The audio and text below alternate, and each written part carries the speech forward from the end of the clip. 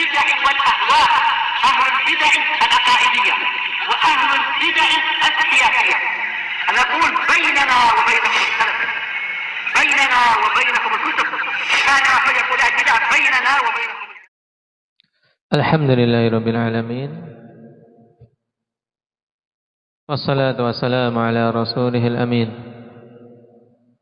وعلى آله وأصحابه ومن تبعهم بإحسان إلى يوم الدين. أما بعد. Akhwanil kiram rahimani wa rahimakumullah. Pertemuan yang lalu kita telah masuk pada pembahasan as-sujud.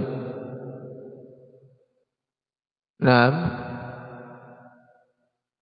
berkaitan dengan bagaimana seseorang bergerak untuk sujud. Yang benar dalam masalah ini, ketika bergerak untuk sujud mana yang didahulukan? Mujahid, tangan terlebih dahulu. Baik. Makmum kapan memulai bergerak untuk sujud? Muhammad.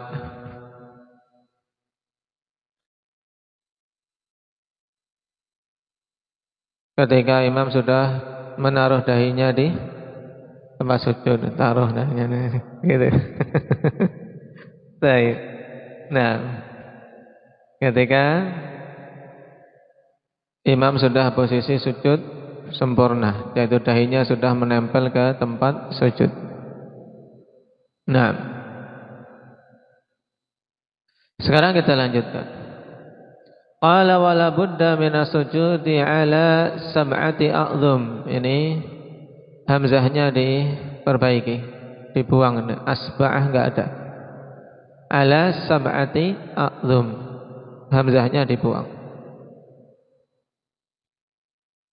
Fala yatahaqqaqu sujud illa bidzalik. Dan tidak mungkin sujud bisa terwujud dan dikatakan sujudnya sah kecuali dengan 7 anggota sujud tersebut, akhwan. Jadi mesti dalam sujud itu harus apa? Harus terpenuhi 7 anggota sujud yang ditempelkan ke tempat sujud. Baik. Wa ila dzalika dzahaba al-jumhur. Dan kepada pendapat ini jumhur ulama rahimahullahu taala berpendapat. Liqauli Nabi sallallahu alaihi wasallam umirtu an asjuda ala sab'ati a'dhum.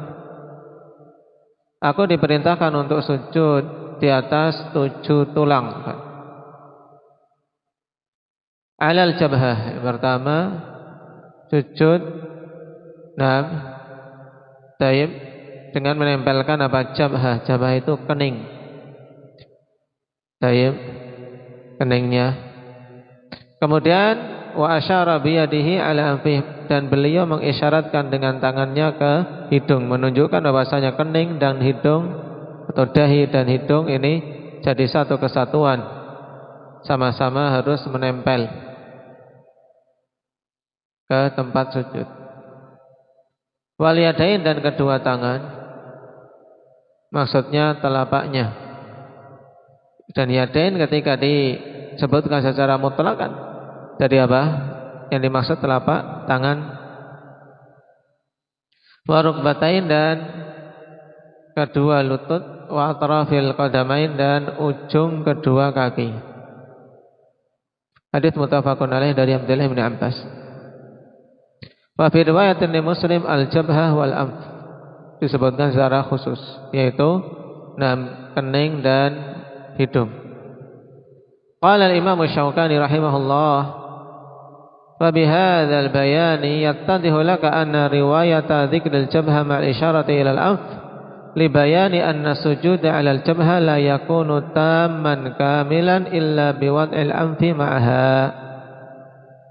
Dan dengan penjelasan ini gamblanglah bahwasanya riwayat yang menyebutkan jabhah kemudian bersama dengan isyarat Nabi ke arah hidung untuk menunjukkan bahwasanya sujud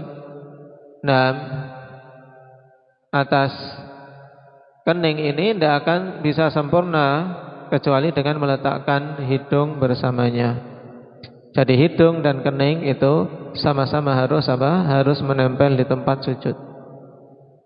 Wa qala Syekh Al-'Allamah Al-Albani rahimahullah fi asli kitabih Sifati Salatin Nabi, wa hadha huwa shawab insyaallah taala lil amri bisujudi 'alaiha, dan inilah yang benar insyaallah.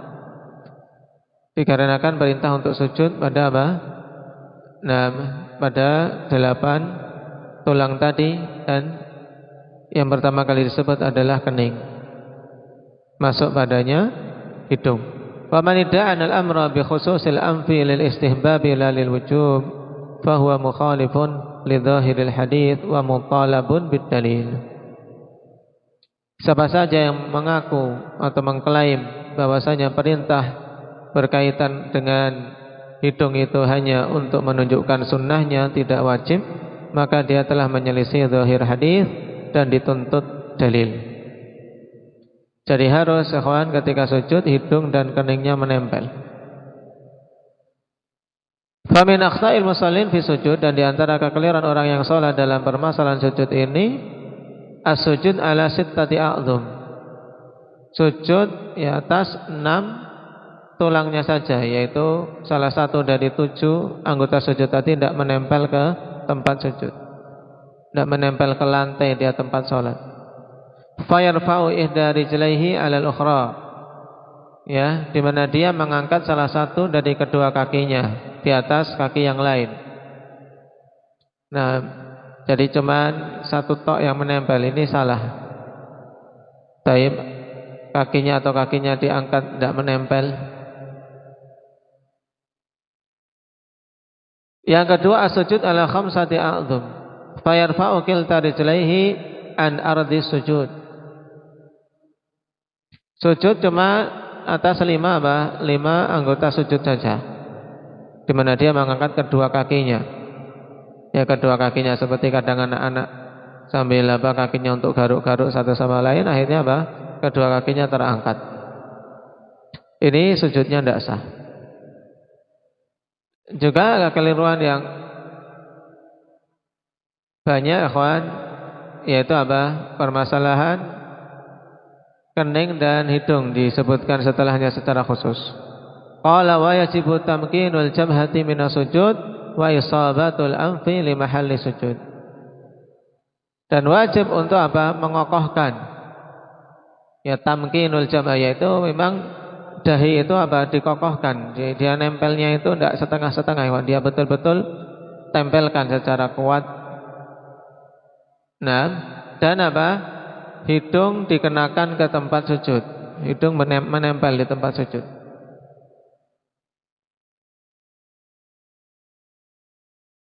Akhrajahul Baihaqi an Abi Humaid As-Sa'idi radhiyallahu anhu wa fihi fa idza sajada amkanal arda bi kafaihi wa rukbatayhi wa sudura qadamaihi thumma ma'anna sajidan. Wa saha isnadahu asy-Syaikh Al-'Allamah Al-Albani rahimahullahu taala fi asli kitabih Sifati Salatin Nabi. Dalam hadis ini, apabila Nabi sallallahu alaihi wasallam sujud, beliau mengokohkan ke tanah, ke tempat dia melakukan salat dengan kedua telapak tangan. Jadi kedua telapak tangan, kedua lutut, dan bagian depan kedua kakinya. Kemudian betul-betul tenang dalam posisi sujud. Nah, ini menunjukkan ikhwan bahwasanya tangan semuanya ini anggota sujud ini, nah, dalam artian beban tubuh kita itu dibagi ke situ semua. Baik, tidak difokuskan ke dahi semua, ke kening semua. Dalam artian tangan nggak ada kekuatan untuk menahan tubuh. Jadi kekuatan tubuh untuk menopang tubuh kita ketika sujud dibagi sehingga bisa sujud lama. Nah, sehingga bisa sujud lama antara tangan, lutut, kaki, demikian pula kening. Tidak pada kedua tangan semua sehingga keningnya berusaha untuk ditahan, cuma ditempelkan saja, nah, tanpa ada pengokohan. Tapi tidak juga semuanya difokuskan ke kening semua. Nah, sehingga tangannya tidak ada kekuatan untuk menopang badannya. Tapi kalau zahir hadis ini, karena Nabi mengatakan atau dikatakan di sini amkanal ardo, jadi dibagi rata. Wa qala wal haditsu fihi annahu la yakfi fi wad'il jabhah al imsas. Ini. Bal yajibu an yatahamala ala mawdi'i sujudih bi thaqli ra'sihi wa 'unuqihi hatta tastaqirra jabhatuh. Syalbani mengatakan, dan dalam hadis ini ada penjelasan bahwasanya tidak cukup dalam meletakkan kening ikhwan hanya sekedar nempel tok. Ya, cuman keningnya ditempelkan tok di apa? Di tempat sujud. Bahkan yang wajib adalah yatahamala ala maudhi'i sujudi. Dia memang dikokohkan untuk menopang apa? Kepalanya. Jadi kening ini ditempelkan ke tempat sujud untuk apa? Menopang ra'sahu wa unuqah. Nah, bisaqli ra'sihi wa unuqih.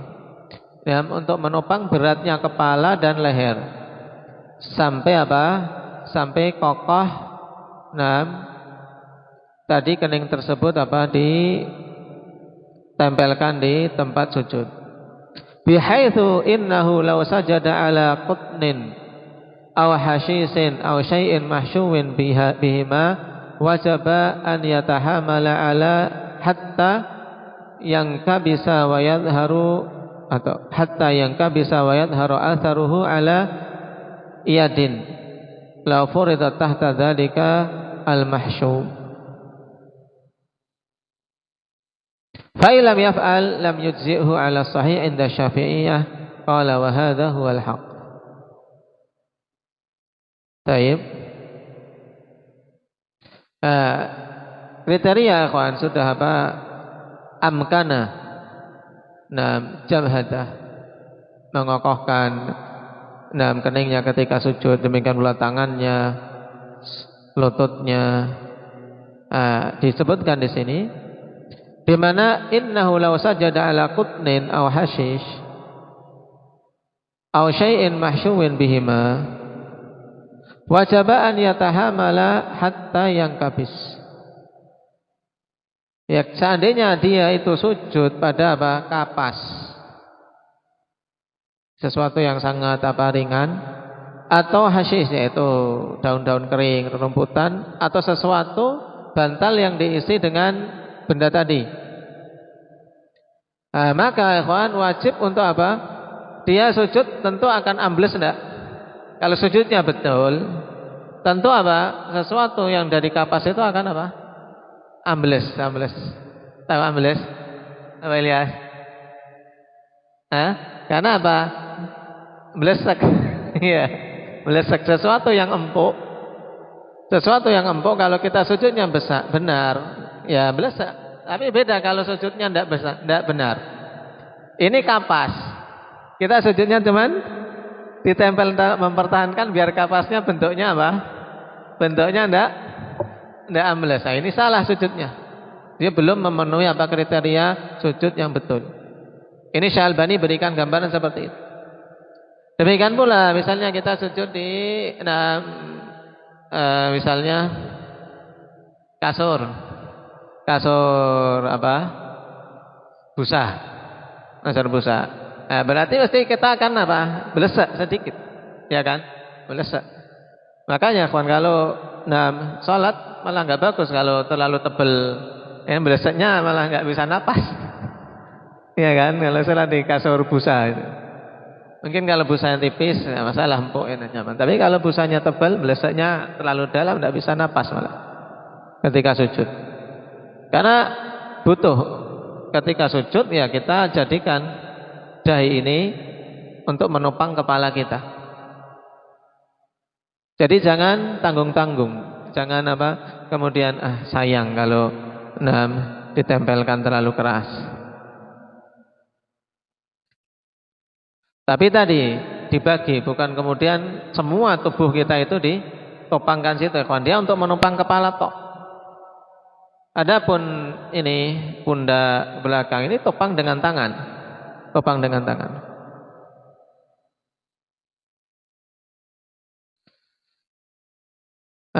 Mesti akan apa belesek, kemudian juga apa? Ada bekasnya. Baik.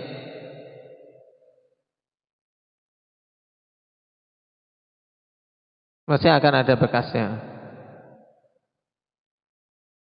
Fa illam yaf'al lam yuzhihu ala sahih inda Syafi'iyah. Seandainya dia tidak melakukan seperti itu maka tidak sah menurut Syafi'iyah, dan ini pendapat yang rajih. Ketika sujud dia harus apa? Mengokohkan 6 anggota-anggota sujud tadi ya kawan.